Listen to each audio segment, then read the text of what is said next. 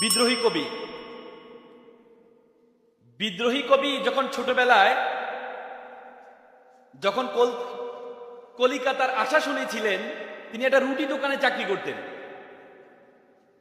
তার মাকে দেখার জন্য একদিনে ছুটি নিয়ে গিয়ে দিন ছিলেন, মা অসুস্থ ছিলেন, এর জন্য 3 দিন ছিলেন। পরবর্তীতে যখন আবার দোকানে আসলেন, ওনাকে খুব বকাঝকা করলেন।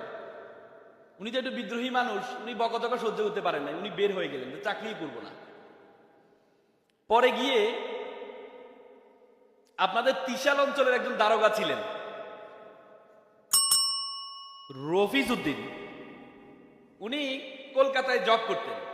ওনার ঘরের বারান্দায় শুয়েছিলেন রাতে। পরে উনি উঠার পর দেখে তাকে জিজ্ঞেস করলেন, বলল যে আমি দুদু মিয়া, আমার এই সমস্যা। উনি চিন্তা করলেন ওনার মা থাকে ত্রিশালে, মাকে দেখভাল করার জন্য একটা ছেলে লাগবে। পরে নিয়ে আসলেন, দুঘু মিয়াকে নিয়ে আসলেন এখানে, নিয়ে এসে মার কাছে রাখলেন। মা দেখলেন এই কাজের দিকে তার মনোযোগ নেই, তার শুধু বই পড়ার দিকে মনোযোগ। তো মা ছেলেকে বলল, এই ছেলে তো কাজের চেয়ে বইয়ের দিকে ঝোঁক, তুমি তাকে একটা স্কুলে ভর্তি করাও। পরে এখানে আপনাদের ত্রিশালে একটা স্কুলে ভর্তি করানো হয়।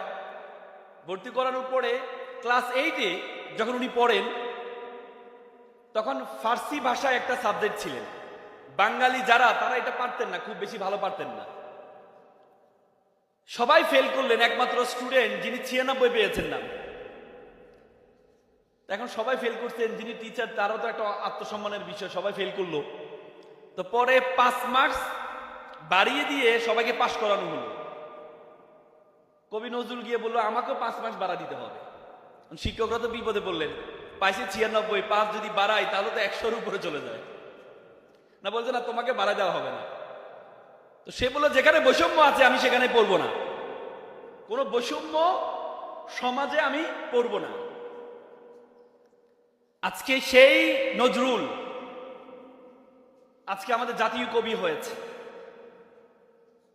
ব্রিটিশদের বিরুদ্ধে উনি বিদ্রোহী কবিতা দিয়েছেন। আমি চির দুর্বার দুর্বিনীত, আমি নৃশংস, আমি সাইক্লোন, আমি ধ্বংস। সেই নজরুল বিশ্ববিদ্যালয় আপনারা পড়েন।